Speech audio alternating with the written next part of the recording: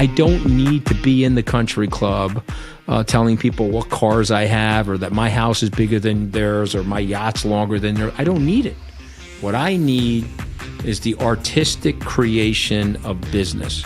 Entrepreneurs are not capitalists, they're capital artists. Okay, they're painting on a canvas. The canvas happens to be their business. And if it gets smudged or it becomes worthless, they'll start on another canvas.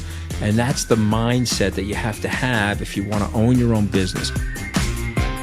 Hi, everyone. Welcome to another edition of My Life in 4 Trades. Joining me today is Anthony Scaramucci, founder of SkyBridge and the SALT Conference. Enjoy the conversation. Hi, Anthony. Welcome to My Life in 4 Trades. Hey, it's great to be on. Thank you for having me. So, before we jump into your trades, it's our tradition to start with a little bit about your background. So tell us, where'd you grow up? What were you like as a kid? So I'm talking to you from 2 miles from where I grew up. I live 2 miles from my mom and dad, who still live in the same house that I grew up in. So I'm an Italian mama's boy. I grew up on Long Island in a town called Port Washington. I now live in Manhasset. My dad was the crane operator locally at the sand pit, which we used to call it. It was actually a sand mine. His dad, my grandfather, emigrated from Italy and went to northeastern Pennsylvania, was a coal miner. And then he ran a store. He was actually a butcher for a period of time. He died young, unfortunately, due to black lung disease. My dad, lost his parents he was very young. He moved to Long Island responding to a classified ad not to mine coal in the ground in northeastern Pennsylvania, but to go out to Long Island and mine sand. And so he started as a laborer. He worked his way up to being the crane operator. When he got a little older, they allowed him to be the truck dispatcher. And so he spent 42 years at the same company. He was in the union. He was a hard worker. My mom was a housewife. There was a time in America where a blue-collar person like my dad could actually, off of his living, his salary, he could raise a family of 3 kids. And we lived in the blue-collar Italian area of we were in a neighborhood, and we lived in a blue-collar neighborhood. My uncle had a motorcycle shop at the top of the hill. He ran that motorcycle shop successfully for 50 years. He was a World War II veteran. He died last year. He was in his mid-90s when he passed, but he fought in the Battle of the Bulge. These were old-school, tough Italians. I did every job imaginable as a kid because the family needed money. I was in Newsday paper route. I worked at the local Key Food stocking shelves. I worked for my uncle selling mopeds in the 1970s at his motorcycle shop. And but my parents, even though they had no college degrees or college education, they wanted us to get educated. So I got educated. I went to Tufts University, then Harvard Law School. And my first job on Wall Street was at Goldman Sachs, where I spent 7 years at Goldman in the mostly in the private banking area.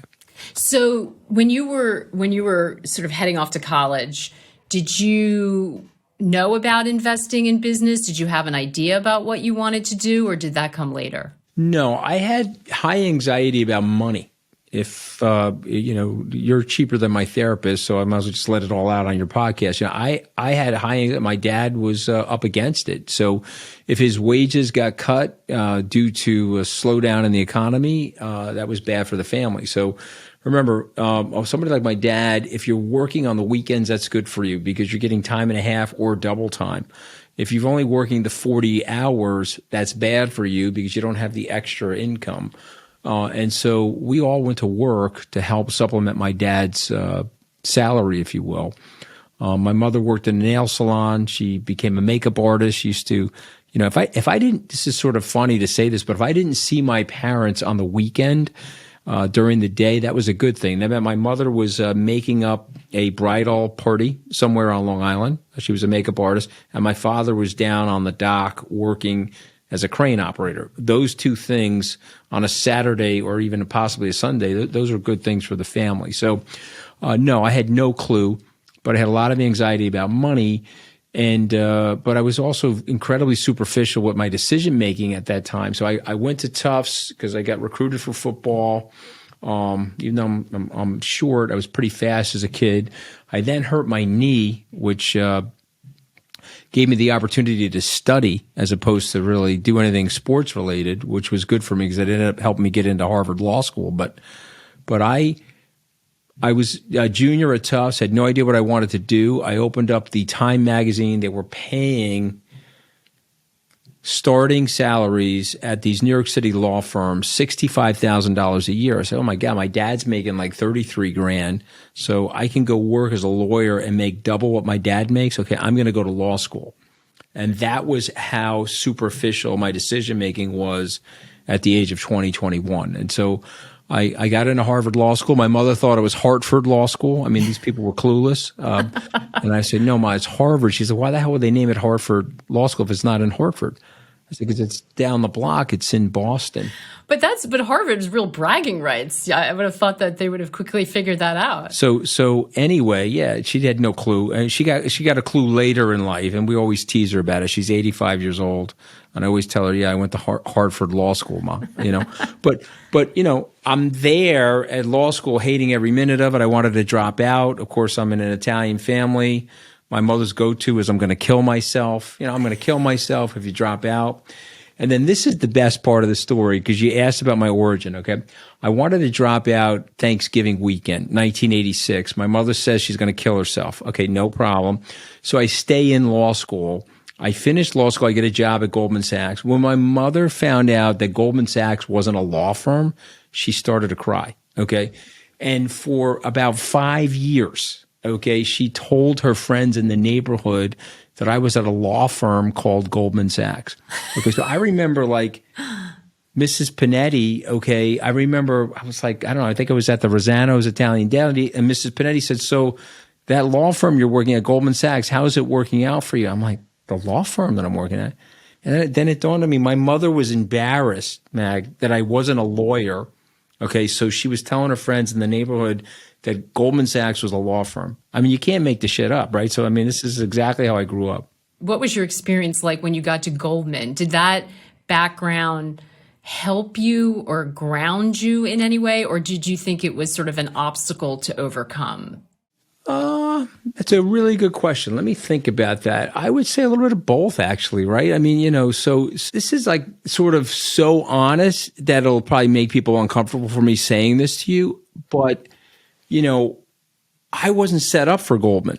I grew up in a blue collar neighborhood. I never saw the inside of a commercial office building. My first job interview, I had my best suit on, but it was 100% polyester. Okay, I had bought it from Cy Sims. I had a polyester shirt on. It was shiny. Okay, that's what my parents were buying me, right? So I was fully flammable for my first job interview. Okay, and so those two partners at Goldman Sachs, they were looking at me like, okay, this kid, and they took me outside at the Charles Hotel, and the partner looked at me and says, hey, you're very, very smart, but you are the worst dressed person that we've ever met. You got to go buy some real clothes. I can't take you down to Goldman Sachs looking like this. I must look like a young Italian funeral director, right? Like I was an undertaker, right?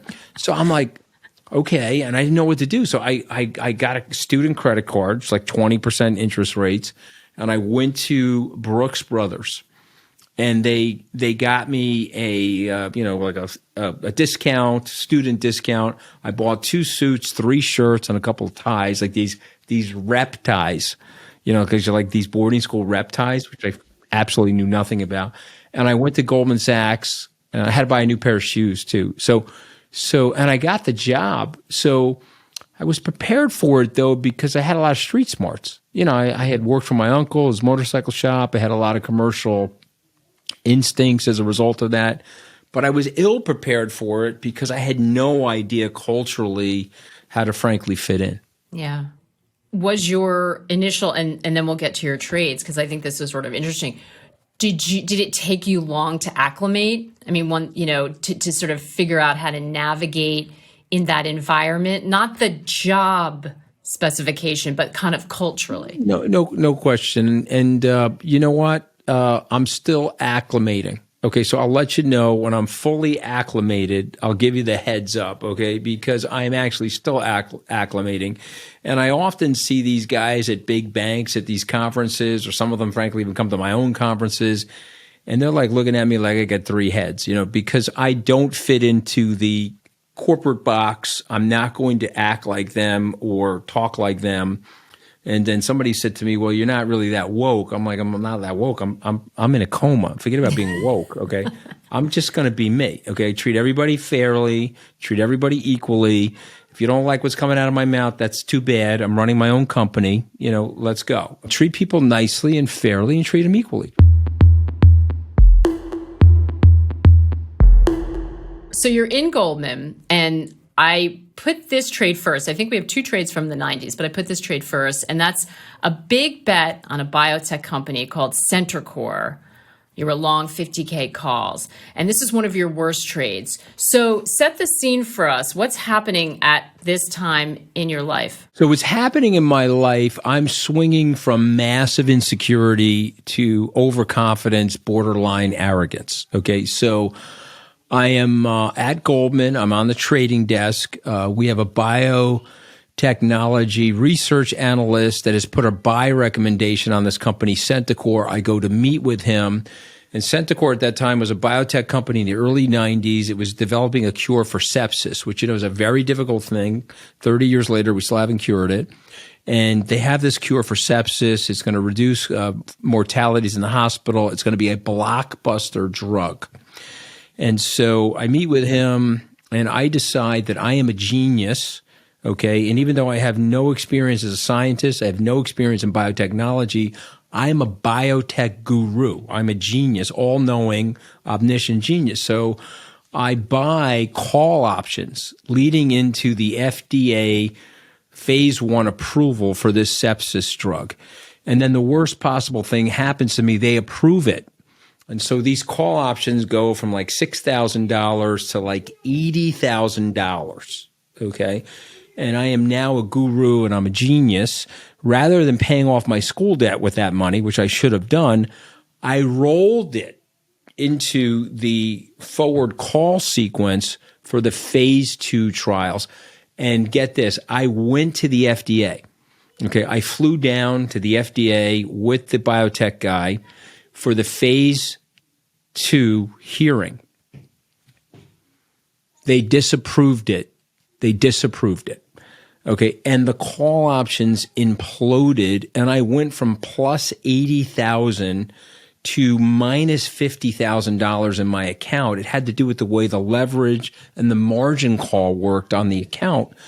And so now the Goldman Sachs clearing group is calling me, and they're saying you have to meet a margin call by Friday of $50,000 US. Man, I didn't have the money. Okay, so now I'm in a panic. I'm going to lose my job. I call my boss and I tell him what happened. And he says, you are an imbecile. And I said, yes, I am an imbecile. And he says, okay. He says, I'm going to take this out of your pay and I'll dock your pay. I'm going to pay it. So he had the firm pay the $50,000, cleared the margin for me, and they docked my pay, okay, until, it was paid off. And it was the most humbling and most embarrassing thing that ever happened to me, but it woke me up to risk, and it woke me up to overconfidence in investing, and it woke me up to being so far outside of my circle of competence.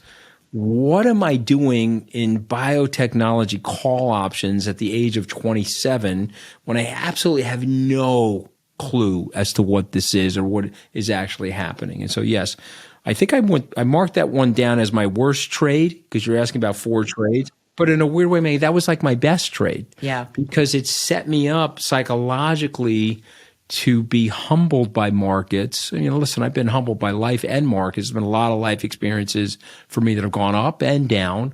But that was a big one at 27, and I needed that money. Okay, so I went from probably had, when I left college and law school, maybe $120,000 of school debt. And so I ridiculously added $50,000 more as I was trying to pay down the school debt. So it happens. But the good news about this story is I love telling this story to young people because they're so, and they should be, excited about life, enthusiastic, and yes, you can bubble up into overconfidence, and I did, but you have to manage it, and that's all. And it was it was a great learning lesson. And by the way, it was a great $50,000 tuition. Okay, and what happened to me, you're not learning in a textbook, or you're not learning in college. So it's interesting because your second trade is one of your best, and that is making a huge bet in financial services, resolution, trust, traveler stock, and warrants. That really paid off for you, but it's another big bet. So explain this and so you're still taking big bets, but are you smarter about it? So different bet. Because of that experience, it's sized. It's sized with a much smaller amount of my net worth. It's sized recognizing that I could get it wrong. I've gone into every trade since the Cenacore trade. Okay, I have this 100% wrong. Now what? Okay, as opposed to, I'm so overconfident, this is just going to work out masterfully. And so that would be everything. My cryptocurrency trades, any trade that I've made in the stock market, any real estate trade. I'm always like, okay, I'm going to do this. I'm 100% wrong. Now what? But in the thing that you're referencing, the RTC, the Resolution Trust, to remind your young viewers and listeners what that was, we had a banking crisis in the late 80s into the early 90s. And so we had a lot of over-levered real estate assets, and a lot of banks, savings and loan banks, went belly up, and the government stepped in with this thing called the RTC, the Resolution Trust Corporation, or whatever it was. And these banks moved all of their bad assets over to the RTC, and then the government began the process of unwinding these assets, and private equity participants like Blackstone and others bought these portfolios from the government. As that was happening, the economy was healing, and the financial services sector, in my opinion and the opinion of my partner at that time in the private wealth management area at Goldman, was improving. Okay, so now I'm inside my core competence. I'm working in financial services. I understand how the balance sheet and the income statement works and the leverage factors in these financial services companies. So I'm not in biotech now. I'm in something that I actually understand. And I said, okay, this is going to be very big for the financial services industry. And Sandy Weil at that time was running Travelers. He merged Travelers into Citicorp very famously, brought Jamie Dimon over there with him. But prior to that, so from like 1995 to 1997, I owned that stock, and I owned the warrants on that stock. So that was a little bit of a levered kick to the stock, and it made me a lot of money, and it helped me pay off my school debt, purchase a house, which was a modest house in Manhasset, and gave me enough additional money, like enough additional savings or a nest egg, so that I could go start my own business. And so that's what I did. And that was a great trade for a number of different reasons. We got it right. It obviously worked. It was sized right. It wasn't sized overconfidently or ridiculously. And you could always say, with hindsight being 20/20, I should have put more money in that trade. But the answer to that is no, because you don't know what's actually going to happen. But those factors, that was probably one of the best trades in my career, both from the sizing of it, understanding of the risk, and then after it was successful, what I did with the assets. I ended up doing really smart things, paid off debt, purchased a home, and then prepared myself with a nice nest egg to help me go start my first business. Did you know when you were at Goldman that you wanted to start your own business? Did you feel that entrepreneurial streak? Because you could have just kept climbing the ranks at Goldman, had a very nice career, been very successful. What was it at that time that you were already thinking about starting your own? So it's interesting because one of my partners stayed at Goldman. He's been there now 30 years. He's had an unbelievable career, made tremendous amounts of money, and has got a great family, great lifestyle. But it wasn't for me. And you just have to know yourself. And I would tell people, know yourself and follow your bliss and follow your dream. I went to see Mario Gabelli, who's a very famous money manager. Some people probably don't know him outside the industry. He's 82 now. This is probably 28 years ago. So he's, in his 50s. And Mario said to me, "You're not right for Goldman." And I said, "What do you mean?" He goes, "Look at your personality. You tell people what you think. You're not corporate. The only way you're going to be super successful at Goldman is if you shave all of the sharp points off of your personality. So right now you're a star. Shave it all off and become a pentagon and then go work at Goldman, okay? Take all the sharpness out of your elbows, etc." He says, "Or you could do what I did. You could leave Goldman and build your own business." Let me tell you something else. You're going to be 50 in 10 minutes. I was like 30 at the time. He goes, "You think it's a long time from now, but boom, you're going to be 50 and you're going to want to work. You're going to have energy. You're going to be still active, but you're going to be out to pasture at Goldman. You're either going to be in top management or you're going to be blown out the door or you're going to be irrelevant at the firm. So go leave and start your own business." And I was 30 at the time, and I remember leaving his office, and I looked up to him. He was an Italian-American, very successful in our business. I looked up to him, and I remember coming home and saying, "You know what? He's right. I got to have enough self-awareness to know that I am not a Goldman Sachs corporate apparatchik." One of my buddies who stayed there 30 years, totally that. But not me. It's just not my personality. And moreover, I like doing things that are outside the box. I have spoken at the World Economic Forum. I obviously failed as the White House communications director, got my ass fired after 11 days. I've been on reality shows. I did the Celebrity Big Brother. I just filmed a reality show in the Wadi Rum Jordanian desert with Mike Piazza and Danny Amendola and Dwight Howard. We were jumping out of helicopters. It was a Navy SEAL Special Forces survival training. I might be able to do that at Goldman Sachs. They'll have me in some kind of box stuffed in the closet. So that wasn't going to be enough for me. I'm not saying it's not a great career and they're not great people. And I loved my time at Goldman Sachs and I learned a lot from my experiences there. But I wanted to be able to be me and do what I wanted to do with my life. And so, look, I'm an entrepreneur. People say, "Oh, you're working for yourself. You're your own boss." That's never true. Anybody that says that doesn't understand. You always have a boss. Your clients are your boss. Okay, so believe it or not, the regulators are your boss. I have to make sure that we're in regulatory compliance. I always tell my staff, performance is a close second to regulatory compliance, because if we're not in regulatory compliance, it's over. We're not Goldman Sachs where we can pay a fine and we can stay in business 150. I think JP Morgan paid $4 billion of fines during the financial crisis, and they can stay in business. A small company like mine can't. We can't afford that. In other words, we can't afford to pay the fine, and we can't afford to get it wrong. It'll hurt our reputation. You know what I mean? You're right. You always have someone to answer for. What did that feel when you were thinking about and you went on and started your first firm? Did that feel super risky to you? I mean, were you married at the time? Did you have your family? What were you thinking? I was married at the time. I had 2 kids. I was 32 years old, and I had just paid off my school debt. I still had a small mortgage, but I had some savings, and I was scared out of my mind to the point where I made myself sick.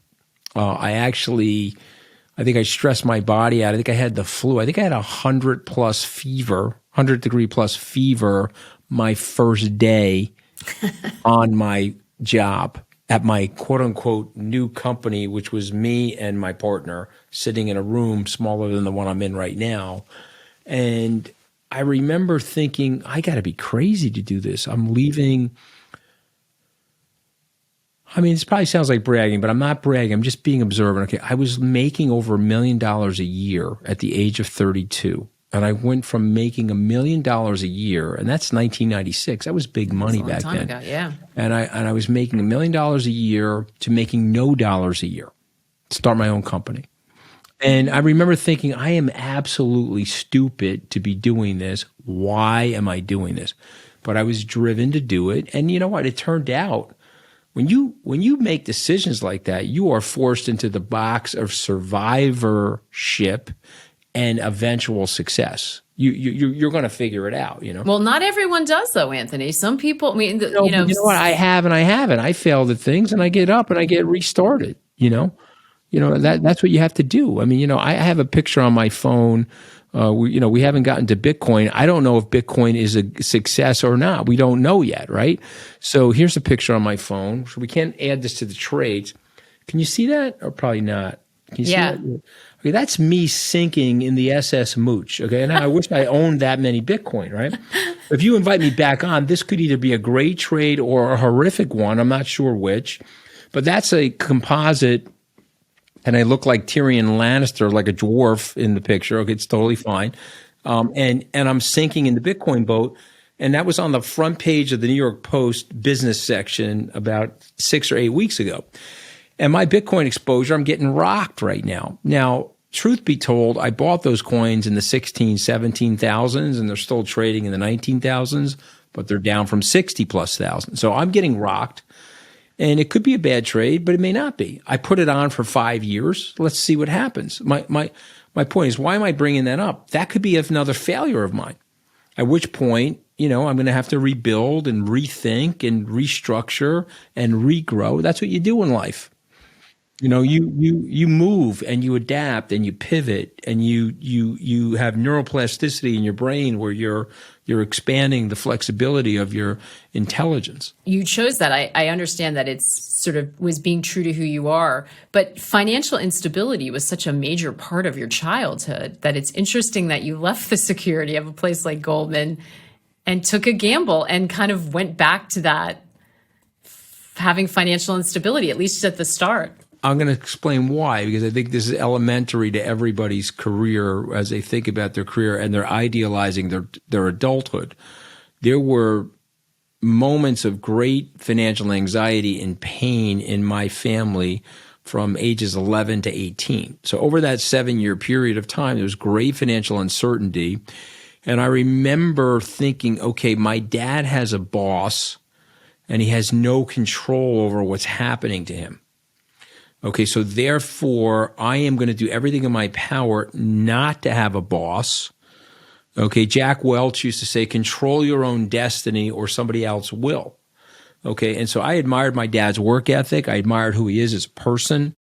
That's why I tell my staff, we will never dishonor my dad or his work ethic, okay, or his honesty by doing anything wrong at SkyBridge. I don't care if we go bankrupt, doesn't matter. You can call me an imbecile, but you can't call me dishonest or unethical, okay? And so, but he had tremendous anxiety and volatility of earnings associated with the economy, which he couldn't control, and his boss, and what his boss was doing, And so I said, I don't want to have a boss. And so at age 32, I didn't want to have someone knocking on my door and saying, hey, you're out of work now, go find a job. If my clients want to fire me, that's fine. But I'll go out and find more clients. Trust me. Okay. I know how to do that. So I will do that. But my point is no one singular person, a boss, he or she is going to knock me off my game. So let's talk about your third trade because we're talking about SkyBridge now. And this is, I think, really the thing that sort of launched that. And that's buying Citigroup's alternative investments in 2009.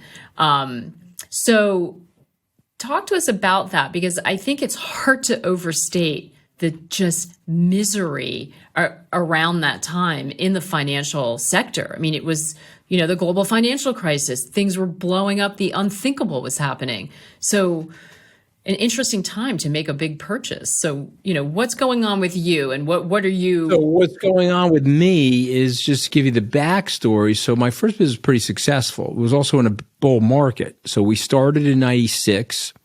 We sold the business about 6 weeks after the terrorist attack in 2001. And we had $1 billion under management. And so it was a very healthy sale. It was a 9-figure sale. I mean, it was over $100 million. We had 4 or 5 partners. We split the money.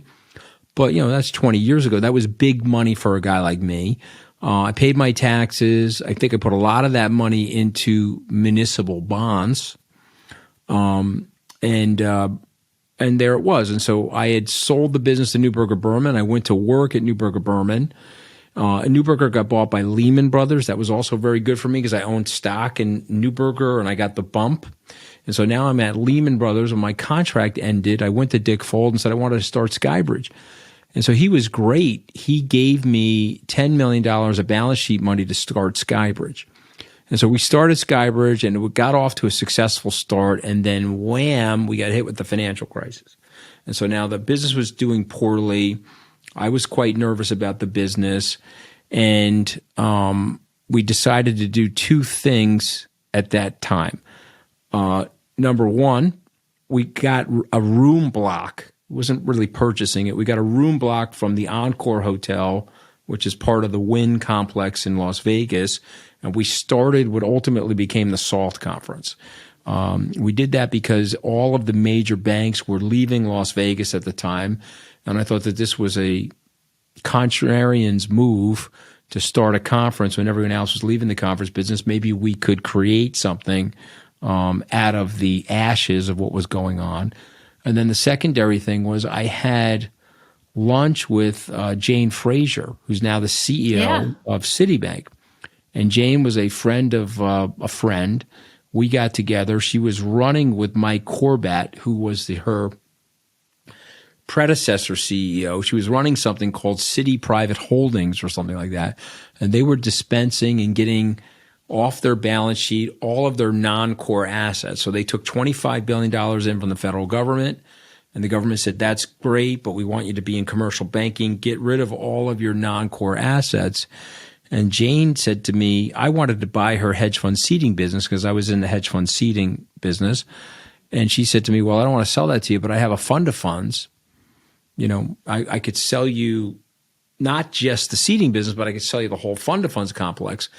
And I gulped and I said to myself, okay, I will buy that from you. And so this is what entrepreneurs have to do. I liquidated my entire municipal bond portfolio, my life savings, and I used it, plus I borrowed money to buy that business from them. And that was a risky thing to do, frankly. But I thought it was an important thing for me to do because I thought that business would grow. And I thought if the financial crisis ended, and again, I had this belief that we're in a cyclical environment. You know, we think things are really bad and we think they're going to continue to go even worse. You know, Jamie Dimon's out talking about another 20% drop in the market. He could be right because markets usually go down 40% in a bear market, 50%. But I don't think it's going down 100%. I don't think JP Morgan or Disney's going to trade to zero. They have assets and they have cash flow and things like that. So I'm always of the more optimistic side. And I just made the bet that this would recover. And when it did, the Citibank assets combined with the SkyBridge assets would be a good story. And that was the best trade of my career. And it was a very risky trade to an outsider. But again, unlike Cenacore, I'm in the financial services industry and I knew that this was a thing I needed to do to allow for my business to survive. And so it worked out. So when you're making a massive decision like that and really putting everything on the line, how do you know it's right? Is it a gut feeling? Do you consult with others? Do you have a group of sort of, mentors or people that you turn to? How do you make a decision like that? Yes. So I mean, these are great questions. So the answer is yes, you have mentors, you turn to people that are on your personal board of advisors and you're looking for advice, you're looking for help and counsel. But you're making the decision in a vacuum of your own loneliness because ultimately it's your decision and you're going to live or die by that decision. But this is the thing that I think people need to understand. You either believe you're going to make it or not. Okay, so you either believe you're a Swiss Army knife and you're going to pull out the right tool at the right time and deploy it or not. Entrepreneurs believe they can jump off of the cliff and they can build the airplane while they're descending to earth. That's what they believe. Now, some of them go splat and some of them pick themselves up. There's a gentleman by the name of Elon Musk. He was virtually bankrupt in 2008, virtually bankrupt. By his own admission, by his biographer's admission, you can listen to YouTube videos of Mr. Musk talking about his near impending doom of bankruptcy. He was over-levered in his rocket company, and he was over-levered in his electric vehicle company, and 2 or 3 things had to happen and break his way to prevent his annihilation. And they broke his way. He went on to become the richest person probably ever in the history of economic history, at least U.S. economic history. But what Elon Musk knew, which I so admire about him, is that let's say it broke the other way, he got wiped out. He was going to rebuild. He was going to dust himself off, and he was going to rebuild. You see, I grew up in a blue-collar neighborhood in a blue-collar family. If I've got to go back to a white T-shirt and a 6-pack of Schlitz and a rabbit-eared television to watch my beloved Mets, I'm doing that. That's where I came from, so I'm going to do that. Okay, I don't need to be in the country club telling people what cars I have or that my house is bigger than theirs or my yacht's longer than theirs. I don't need it. What I need is the artistic creation of business. Entrepreneurs are not capitalists, they're capital artists. Okay, they're painting on a canvas. The canvas happens to be their business. And if it gets smudged or it becomes worthless, they'll start on another canvas. And that's the mindset that you have to have if you want to own your own business. You don't fear failure. You don't have the self-consciousness of status in your mind. If I walk into a room and someone says, well, he's a loser, he lost XYZ. Okay, no problem. I'm a loser. But you know what? I'm having a great life because I'm experiencing the ups and downs of entrepreneurship. And the journey for me has been incredibly rewarding. It's rewarded me intellectually. It's humbled me. It's made me sharper as a human being. It's made me more reflective. It's given me more empathy for other people and their personal struggles. And by the way, I stupidly went into politics, and boy, what an eye opener that was too. Okay, and I've done all of that because I have an entrepreneurial mindset. And so that's my message to people. Relax. Okay, we all know how the thing ends anyway, right? I mean, what does Mel Brooks say? Relax. None of us are getting out of here alive. Just take a chill, okay? That's beautifully said. You mentioned the politics thing too, but even with Salt, so you're creating, you're challenging yourself in all these ways. Did you understand at some point that being a public figure was part of that?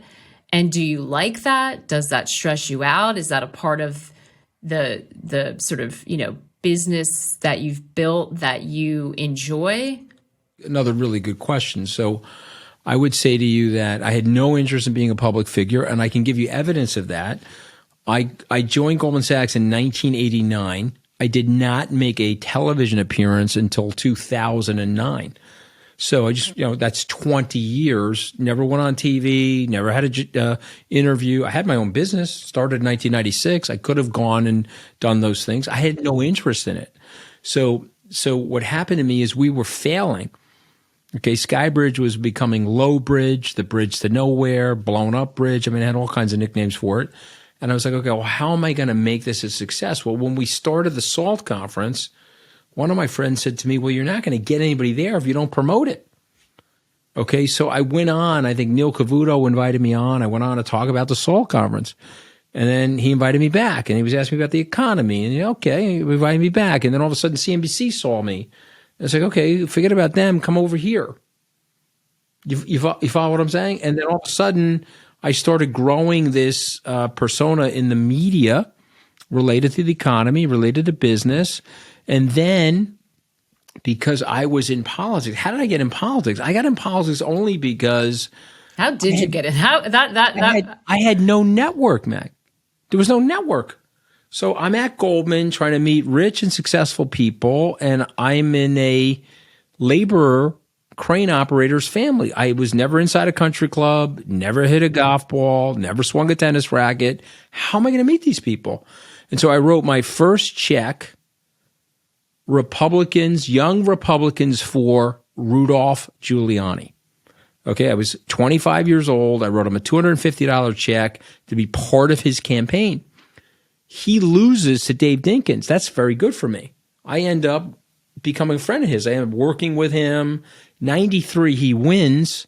I'm 29 years old. I'm now part of Rudy's network. And I'm meeting all these successful and influential people. I met a ton of people through politics.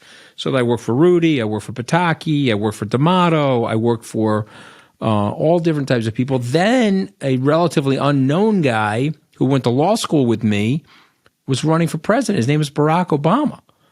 I was like, okay, I don't really remember him. One of my buddies said, you're a good fundraiser, even though he's a Democrat. Will you help the guy out? He went to law school with us. So I remember running into Obama in July of 2007. I said, Senator, I'm about to write you a big check, but I want to lie to all my friends and tell them that you and I were good friends in law school. Is that okay? I mean, I'm about to give you a big check. And he looked at me. He has the best smile in American politics since Jack Kennedy. He just lit up. He looked at me and said, hey, Mooch, if you double the amount of the check, we could take it all the way back to Hawaii, okay? You know, like we were in high school together, okay? I thought it was really funny. I ripped up the check. I had another check in my pocket. I doubled it, and I handed it to him, okay? So I worked for Obama in 2008. So it wasn't like I'm Mr. Strident Republican or strident Democrat. What made you go to be press secretary, though? It's such a brutal job. Well, that's a whole different story. That's a whole different story. That's a story of ego. And that's a story of misplaced ego. And it's a cautionary tale for people. Don't let your pride and ego get in the way of your decision making. So I could have easily stayed in my lane of Republican Party fundraiser, well connected into the party. And I was hosting Wall Street Week for the Fox Business Channel at the time. I could have easily stayed in that lane. And my wife, who thank God we're still married, I mean, because I was also straining our marriage, probably hated Donald Trump almost as much as Melania hates him. I mean, that's like really up there, you know. I mean, she really couldn't stand him. And so she begged me not to do it. But here I am, a blue-collar kid, grew up on Long Island, went to Tufts and Harvard, built 2 successful businesses. Now the American president is asking me to go work for him in the White House. And I said, oh, I got to go do that. Well, the American president is batshit crazy. Hopefully you're allowed to curse on your podcast. And I said, well, he is batshit crazy, but, you know, I'll be able to work with him. I worked with him successfully in the campaign. And that was a mistake of pride, and that was a mistake of ego. And I made that mistake. And, you know, so that's why I took the job. But when I left the press box, when I was in the Brady press room giving a press conference, when I was done, I was walking upstairs from lower press back up to the Oval Office, and my cell phone was ringing. And I can't tell you who it was, but it's a very well-known guy. He said, what the hell's wrong with you? I said, what? He said, you can't talk like that to the American people from the White House. You can't tell the truth like that. You're about to get annihilated. I said, what are you talking about? He goes, hey, let me tell you something. This town is allergic to the truth. I've got aides for Republican aides in the House and Republican aides in the Senate looking for opposition research on you to knock you the hell out of here. And then I helped them because I said some ridiculously very funny thing about Steve Bannon, which is probably one of the more legendary things. I can't repeat it on your podcast. It's not appropriate for, you know, his parental discretion is advised. But I mean, he was one of the biggest assholes that I had ever met in my life. He was a malevolent guy. And, you know, anyway, make a long story short, you know, I was talking to who I thought was a friend. The journalist's father, worked with my dad in construction on Long Island. The families knew each other for 50 years. And I said a very flippant Long Island Italian comment about Steve Bannon. And he recorded it and he ran to CNN with it. And I said, okay, well, now I'm getting fired. And that Monday, General Kelly fired me. And I left. And that was it. You know, I just interviewed General Kelly at Mitt Romney's conference this past weekend. General Kelly and I become very close personal friends, and we travel around the country together. We do public speaking together. I always lead off with, hey, General, I'm asking the questions. You're not allowed to fire me again, okay? Stay calm. I'm going to ask you the question. My point is, he fired me. He had the right to fire me. I deserve to have been fired. When you make mistakes like that, be accountable for them. Don't blame anybody else but yourself. I made the mistake. I was still loyal to Trump after that. I was like, no problem. I want to be loyal to the president and help the president. I'm a patriot. But when you start acting completely nuts and you're starting to disavow the system and the checks and balances of the system, and you act literally like a sociopathic buffoon, then you have a responsibility to speak out against that. Okay. And It's like I tell my Republican friends, he's the wrong messenger for your movement. Okay. So find a different messenger, calm down. Okay. And let's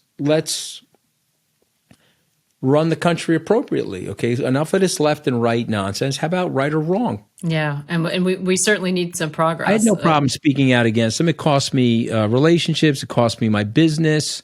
Meaning, not didn't cost me my business, but it cost me revenues in my business. But that's fine. I'm a big boy. So I want to squeeze in your fourth trade, although I'm fascinated by this part of the conversation. But your fourth trade is interesting because it's a concentrated bet on structured credit assets. And I'm going to put it at 2019. And this happens so often on this podcast because it was a good trade before it became a bad trade. So it's a trade that had worked for you until it didn't. So talk to me a little bit about how that happens and why did it work once and not work again?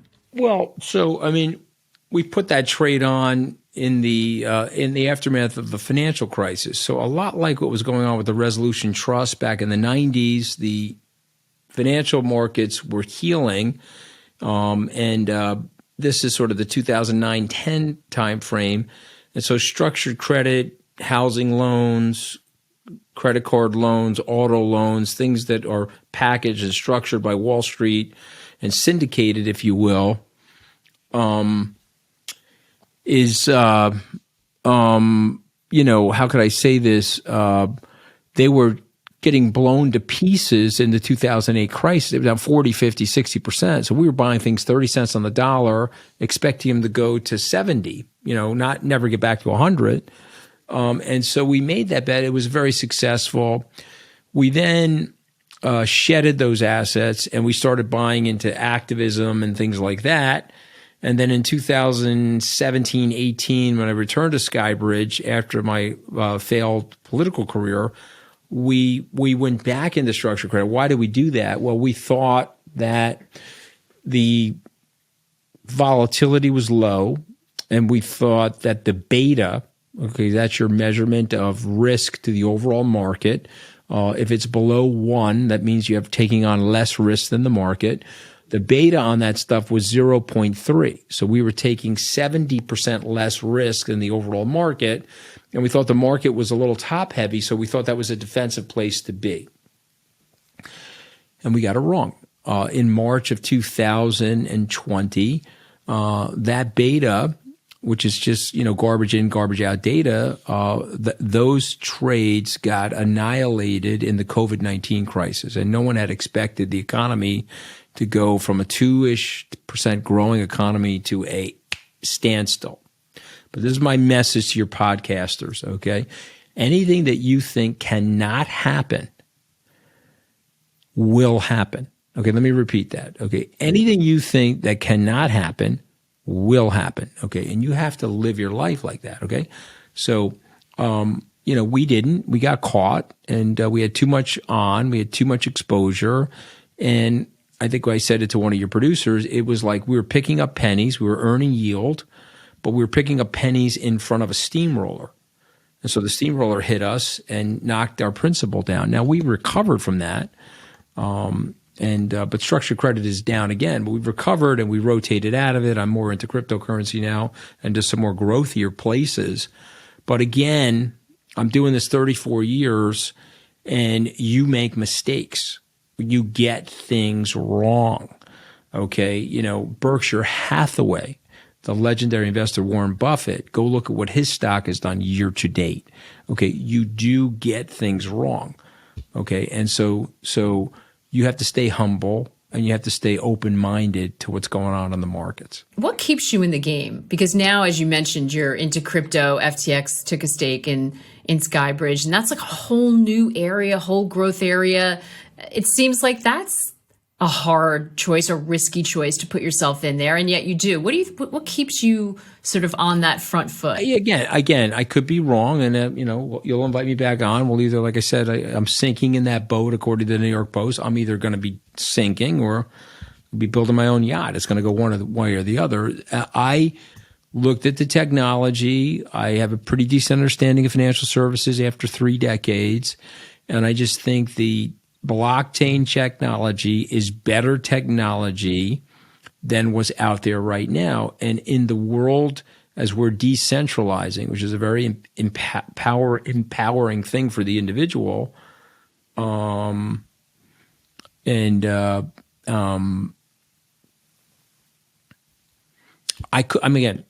reason I'm hesitating is everything I'm about to say I could be 100% wrong on, so I don't want to say it with any level of definitiveness. But I just think that this technology is a wonderful delayering mechanism for an economy, and it's going to shorten up the, we right now go through third parties to do all of our transactions. We go through a bank, we have mortgage companies, all over. Over the blockchain, we're going to have peer-to-peer transactions. So you're sitting in that restaurant, you're not going to take out your American Express card. You're going to take out your phone that had a smart wallet embedded on it, and you're going to have maybe a U.S. stable coin. You're going to have something on the phone that is recognized as valuable, and you're going to send it to the restaurant in exchange for your meal. And you're going to save the 3.5%. And if you take that and you spread it over the entire economy, it's very disinflationary. And it is a extraordinary, in my mind, again, I could be wrong, but it is extraordinary in my mind, a wonderful delayering mechanism. And I want to own a lot of it, and I want to be in it. What do you think the biggest misconception about you is? I think there's a lot of misconceptions about me, but I mean, that's another great thing about growing up Italian. Okay. Like you actually do listen to your grandmother. Like my grandmother told me, what other people think of you is none of your business. Okay. So I actually don't give a shit. Okay. But I think there's a lot of misconceptions about me. The way I look, let me tell you something. This is a terrible thing to say. You probably will edit it out of your podcast. But if I was bald and I had super thick glasses, and I looked like a 58-year-old geezer, okay, and you looked at my resume, you would think I'm really fucking smart. But because I talk the way I do, and because I grew up the way I do, and because I look the way I do, people are like, what the fuck? They think I'm like some kind of, it's like when I was in the White House, it was like unbelievable. I was Tony Soprano on the Potomac. I was a Jersey Shore cast member. I'm like, wow, the Italians are the only ones that you can still go after like this? It was like sort of crazy, right? But I don't care. You can call me Mooch, you can call me anything you want. I don't care. I'm just going to live my life and do what I think is right for myself and my family. Are you on Twitter? Do you deal with any of how do you deal with the social media stuff? Yeah, ignore it. I mean, one of the things, Kellyanne Conway, when I got to the White House, I have 2 phones.